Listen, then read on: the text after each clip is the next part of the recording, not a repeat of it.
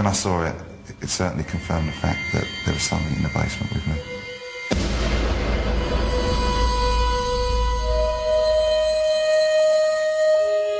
Like many of the staff at Freeman's, Matt and Lynn refuse to let their fears affect their work. But they also believe that the building could have more in store for them. I've seen the same lady twice since, and it's exactly the same thing that happens. I go down the basement daily to do my checks, and it still doesn't get any easier. I still feel that there's something down there with me. But I still have to go down there every day to do my job.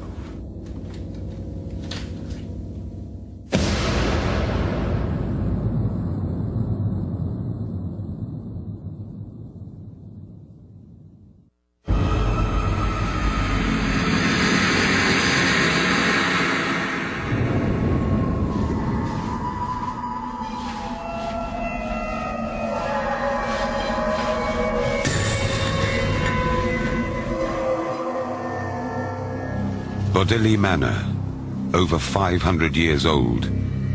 It stands in the Wendron district of Cornwall, land riddled with underground tunnels. This was tin mining country. Here, ivy-covered engine houses still rise above the landscape, a striking reminder of the way things used to be.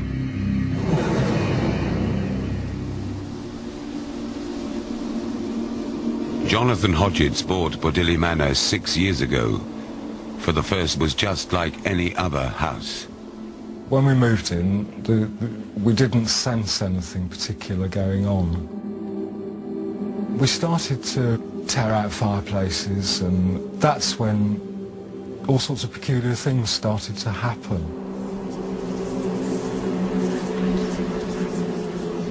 Jonathan believed that something may have been disturbed. My brother brought this house, which we were all excited about, because it was lovely to be able to come down here and have a few days away, a nice break. Elizabeth came to visit with her 14-year-old son Chris and his friend David. Well, in the daytime I felt really good, relaxed, you know. Until you get to the night time I started to feel really different. They heard the door rattling in the bedroom and said they felt somebody or something was in the room with them. I felt unsafe and I just didn't feel happy. They didn't like the idea of sleeping in the house. They said they didn't like the feel of the house. It just seemed to scare them. So they asked if they could sleep in the car. I said I didn't see any reason why not, if that's where they were going to feel happier. When we got to the car, we felt relaxed, calm. We was just messing about, being stupid.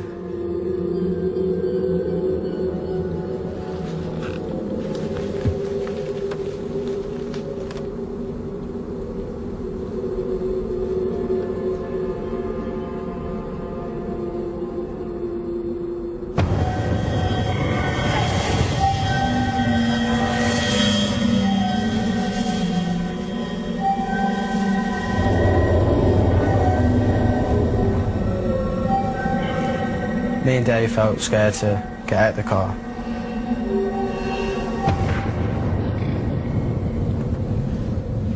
It really sounds like there's something was really out there.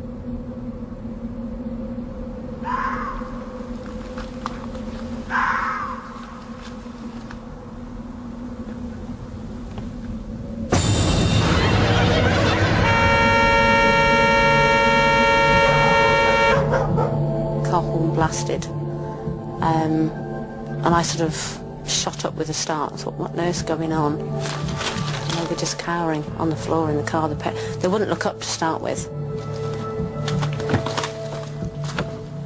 They looked petrified. Their eyes were really wide open. The colour had drained from them. They were frightened to death. I was quite shocked when this first blew up, but then thinking about it afterwards, it was beginning to build up a bit of a picture. You get some peculiar smells, smell of sort of burning fire. Often at night time, lying in bed, and you think you hear voices. We get up and come downstairs to turn the radio off, and it is off already. Jonathan started to believe that perhaps the house was haunted. He contacted Trevor Kenwood from the British Ghost Club Society. He informed me that there was some mysterious happenings, or appeared to be mysterious happenings, going on at Badilli. And was it possible that we could put a team together and come and do a proper investigation? I started to give a little guided tour of the house, and then we started to do a darkness session in the dining room. There was Trevor and myself and one or two others.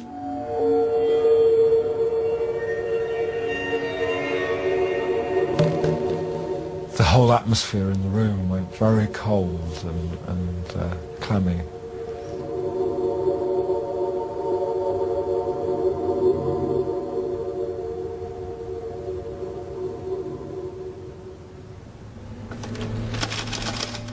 The candelabra began to shake and move and rattle.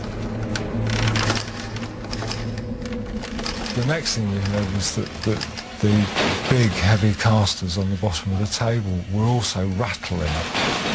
We suddenly noticed that the table was rising up off the floor.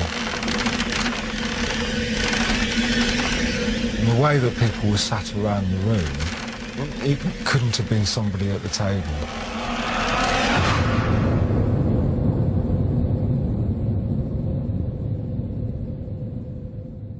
It must have been an absolutely massive force to have lifted it on its own.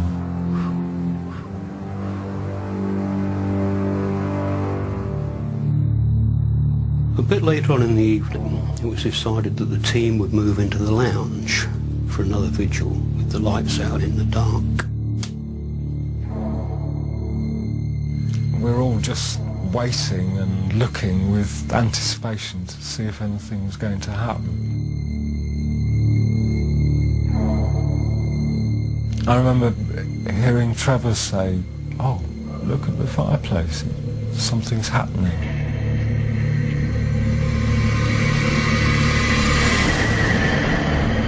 We all became aware that it was appearing as if it was a mine shaft, a very deep mine shaft. Slowly a shape materialised, a dark form.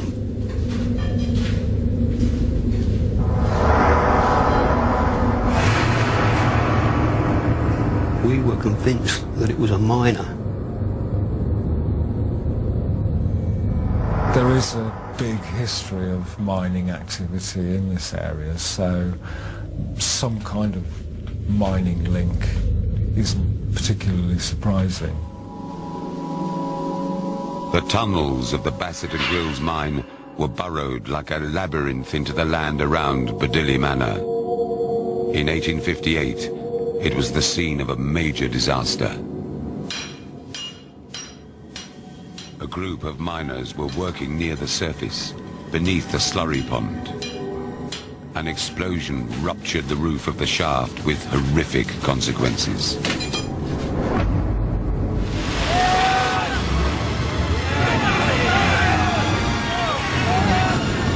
Trapped underground in the darkness, there was no time to escape.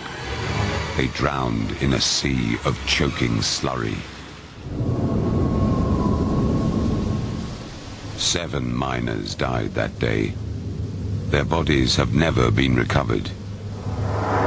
Is it possible that perhaps their troubled spirits haunt Badilli Manor today? I've reflected on what's happened quite a lot. We still sense things here and just waiting for the next experience. It was 6 years ago. I still feel uncomfortable here at Badilli Manor.